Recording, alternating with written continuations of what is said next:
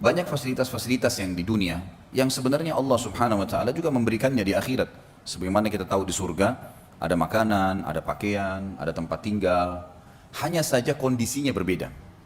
Situasinya berbeda.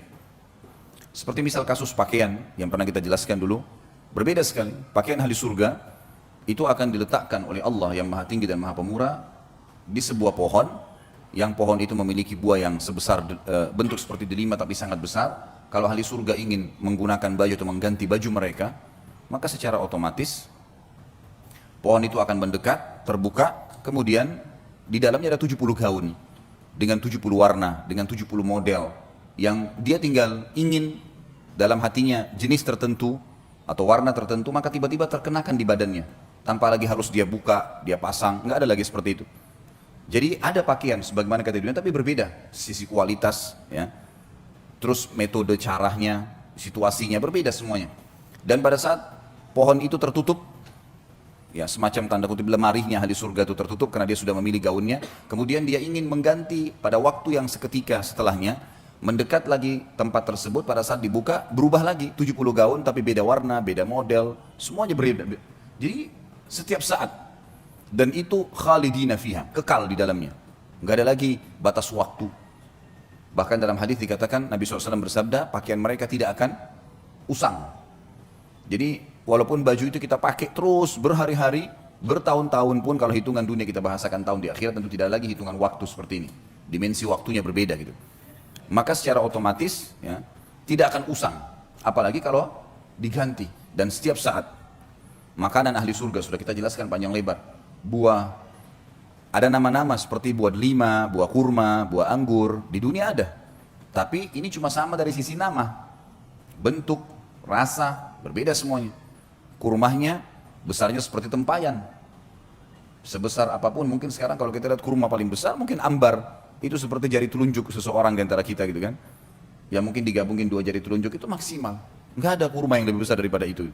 Tapi di akhirat satu buah kurma seperti tempayan, yang dia makan bukan karena lapar, tapi dia sedang menikmatinya. Dia akan berhenti kalau dia ingin pindah ke kegiatan lain atau ke makanan lain. Nggak ada kenyang, nggak ada lapar. Sudah kita jelaskan masalah itu. Buah-buah anggur yang sangat besar dan tidak pernah habis. Buah di surga kalau dipetik keluar lagi, dipetik keluar lagi, nggak pernah habis. Nggak butuh tunggu waktu untuk itu. Nggak butuh tunggu waktu untuk supaya bisa tumbuh lagi. Bahkan ada hadis yang disebutkan oleh Nabi SAW, nanti ada orang di surga meminta kepada Allah agar bercocok tanam. Dia mau cocok tanam. Kata Nabi SAW, Allah berfirman padanya, bukankah semua fasilitas sudah ada padamu? Semua pohon-pohon, semua jenis buah-buahan ada, bahkan di surga ada yang tidak mungkin ada di dunia.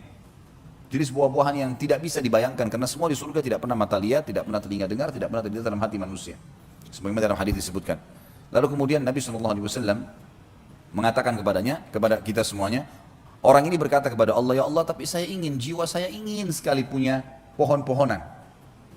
Maka Allah Subhanahu wa taala memberikan kepadanya sebuah biji, yang biji itu ditanam oleh dia di tanah surga, kemudian tiba-tiba tumbuh menjadi pohon yang besar, tiba-tiba berbuah pada waktu itu juga. Sampai Nabi SAW sempat tersenyum pada saat itu, karena luar biasanya fasilitas di surga. Tidak butuh tunggu waktu, ditanamkan bibit tersebut, kemudian tiba-tiba jadi pohon besar, tiba-tiba berbuah dan tiba-tiba dinikmatin sama dia. Ada seorang Arab Badui hadir di majelis Nabi SAW berkata, ya Rasulullah, pasti itu orang Ansar. Itu orang yang minta sama Allah, itu orang Ansar. Orang Ansar penduduk Madinah. Karena mereka rata-rata petani kan. Akhirnya membuat semua sahabat tertawa pada saat itu. Tapi ini contoh saja bagaimana di surga itu fasilitasnya sangat luar biasa.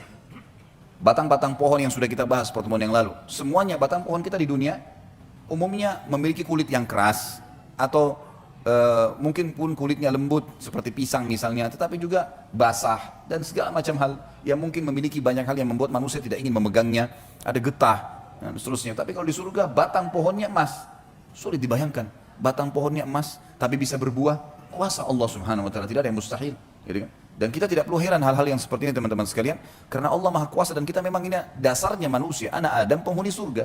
Kita di tempat kita memang di sana, gitu.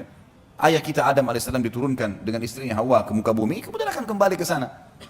Cuma sedikit cobaan di sini sekarang, ini loh perintahku kata Allah, untuk kembali ke tempat kalian, bahkan bisa meninggikan derajat-derajat kalian, lakukanlah ini, itu, dan seterusnya. Ya, ketaatan-ketaatan dan tinggalkan kemaksiatan. Tapi orang yang bangkang tidak akan ke sana loh ya, tidak akan kembali ke tempatnya, dia akan kembali ke neraka, tempat siksaan yang sudah disiapkan sebagaimana sudah panjang lebar kita jelaskan. Semua fasilitas di surga, fasilitas yang tidak bisa dibayangkan. Susah sekali ya, dengan dibayangkan. Tetapi kita imani, karena keimanan akan memudahkan kita untuk meyakininya. Ya. Contoh misalnya air yang kita bahas. Bagaimana bisa ada air jalan di depan mata seseorang ahli surga di istananya tanpa tersentuh tanah. Dan dia bisa mengambilnya tanpa tertumpah di lantainya. Gitu. Itu semua sudah kita jelaskan panjang lebar. Semua ini saya review kembali dan masih banyak yang kita tidak reviewkan tentunya. Untuk menekankan sebuah poin. Pada saat kita membahas pasal ke-22 tentang masalah pasar ini, jangan dibayangkan seperti pasar kita yang becek, yang kotor, ya. Atau mungkin hanya seperti mall, orang masuk kemudian lula-lalang, toko bersebelah-sebelahan, bukan itu. Memang disebutkan dalam hadis masalah pasar, tetapi di sini tidak ada transaksi. Pasar ini tujuannya hanya dijadikan oleh Allah yang Maha Tinggi dan Maha Pemurah sebagai tempat pertemuan ahli surga. Dan umumnya ini didatangi oleh kaum laki-laki di surga. Kaum wanita mereka tinggal di istana. Inilah yang akan kita bacakan hadisnya. Hadis diriwayatkan oleh Imam Muslim. Anas bin Malik radhiyallahu anhu meriwayatkan sabda Rasulullah sallallahu alaihi wasallam, sesungguhnya di surga terdapat pasar. Mereka mendatangi pasar tersebut setiap Jumat. Lalu berhembuslah kepada mereka angin dari arah utara, dan hembusan angin tersebut mengenai wajah dan pakaian mereka sehingga mereka bertambah indah dan tampan. Ini jelas yang dimaksud adalah kaum laki-laki. Mereka bertemu, mereka keluar, mereka bertemu di situ. Kata sebagian ulama hadis maksudnya mereka saling kenalan ya, satu sama yang lain. Karena ada kaum-kaum sebelum kita yang beriman. Kaumnya Nabi Nuh, kaumnya Nabi Shu'aib, kaumnya Nabi Saleh. Kita sama-sama di surga. Maka kita berkenalan sama mereka dan itu setiap Jumat. Tentu di surga sudah tidak lagi sholat Jumat gitu ya. Tapi mereka bertemu. Satu-satunya ibadah yang tertinggal yang kita lakukan di dunia dan akan ada di surga adalah zikrullah. Karena kita selalu berzikir, bersyukur kepada Allah SWT pada saat itu. Kemudian mereka pulang menemui istri-istri mereka dalam keadaan semakin tampan dan mempesona. Berarti jelas ini kaum laki-laki ya. Karena para istri mereka menunggu di rumah atau di istananya. Melihat itu, istri-istri mereka berkata, demi Allah, engkau semakin bertambah indah dan mempesona setelah meninggalkan kami. Tadi baru keluar, menuju ke pasar, kemudian sekarang balik, tambah tampan, berubah. Ya. Ini bukan karena pergi salon suaminya, ya. Kemudian baru cukur baru, enggak. Kadang-kadang orang kalau pergi salon cukur balik masih ada saja harus mandi gerak, enggak ada. Ini tiba-tiba sudah sangat terus sempurna, gitu. Enggak ada lagi orang jelek di surga, enggak ada lagi orang jelek. Dan sebagaimana juga sudah dijelaskan, salah satu ciri ahli surga adalah mereka memiliki kulit yang sangat bersih. Ya. Enggak ada lagi orang yang memiliki kulit yang kotor, yang gelap, semuanya sudah berubah. Dan pada saat itu Allah yang Maha Tinggi dan Maha Pemurah juga menjadikan para istri di istana-istana mereka berubah juga tiba-tiba menjadi lebih cantik dan lebih mempesona dari sebelumnya. Karena para laki-laki penghuni surga berkata, demi Allah, engkau juga semakin bertambah indah dan mempesona setelah kepergian kami. Dan ini sekali lagi ya, tanpa melalui proses. Dalam arti kata, ya Allah SWT ubah. Menjadi tiba-tiba lebih tampan, lebih segar, ya, lebih bersih, lebih rapi. Ya. Semuanya tiba-tiba seperti itu dengan kuasa Allah Subhanahu wa taala. Karena memang surga tempat kenikmatan. Makanya Imam Ahmad rahimahullah mengatakan, tempat istirahatnya orang mukmin di surga. Dan bumi ini, dunia ini bukan untuk istirahat. Salah. Kalau ada orang mukmin terus berlihai-lihai, malas, tidak sholat malam, tidak baca Quran, tidak hadir majelis ilmu, tidak puasa, maka ini orang yang salah ini. Karena dia harus tahu perbuatan-perbuatan ini membuat dia nanti mendapat derajat yang tinggi di surga. Di sana saatnya istirahat.